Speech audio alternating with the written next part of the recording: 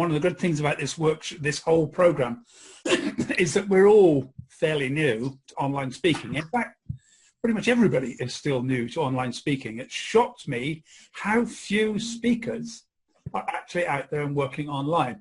And even those that I expected to be a lot better are still quite new to it and still sort of learning the ropes. So I think we're all in that process, which is why I think this whole Virtual Speaking Pros project is going to be so good, because we are actually learning together. We're already speakers, but now we're going to learn how to do this better online. Let's make sure my slides start working right. So this one, I'm going to be dealing with my pep talk approach. Now, the whole pep talk thing came about. I used to be very active in Toastmasters. Somebody invited me. I love Toastmasters! But I was a Toastmaster too. Good. So, well, you'll be familiar with the Toastmaster manual. And somebody asked me to do a workshop. There was somebody fell out from a conference, and I said, yeah, okay, I'll do a workshop. And I did a workshop really just sort of taking the manual and looking at how the manual all fits together in a different way.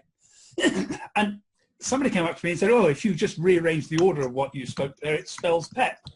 I thought, oh, so it does. So pep talk emerged. And then I went to the NSA, to my first ever NSA convention. If you haven't been, and it's expensive, but trust me, it is a life-changing experience to be at a venue with 2,500 professional speakers and find speakers that you've seen, and heard about, legends in the industry, suddenly sitting down next to you at lunch. It's just, the whole thing blew me away.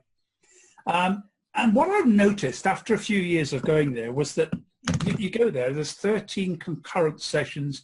You spend 2-3 days there. You probably attend 30 or 40 different presentations, including Meet the Pros. And I couldn't remember any of it. I come away and I think, well, what have I got? What have I remembered? And then I started to look at what actually did I remember? And it was then that I started to realize that there was something going on. Some speakers delivered a presentation that was unbelievably memorable. Others, I'd need to go back and have a look at it again. Now, here's the problem we've got with online speaking. If you go back, I mean, I know lots of us get the replays and we're able to go, but I wonder how many of you actually go back and watch the replay from start to finish. Because you've got to do the whole thing live again. You've got to go through the whole hour, some of which is pretty much just fluff, all packing. So because we don't have the ability just to flick through and scan an article to reread a book or reread a blog, I think people don't do it. So if you don't get the message across in that first presentation, when they see it first, whether it's the replay or the first one, they're not going to come back. They're not going to get your message, and they'll just go on without it. So that's really what I'm trying to do now, is to look at what makes this different now with speaking online to speaking on stage. How do we have to do it? And the most important thing is that we really need to get this right now. So what I mean by outstanding. Right. Live speaker training every week with Virtual Speaking Pros. Speak with confidence online.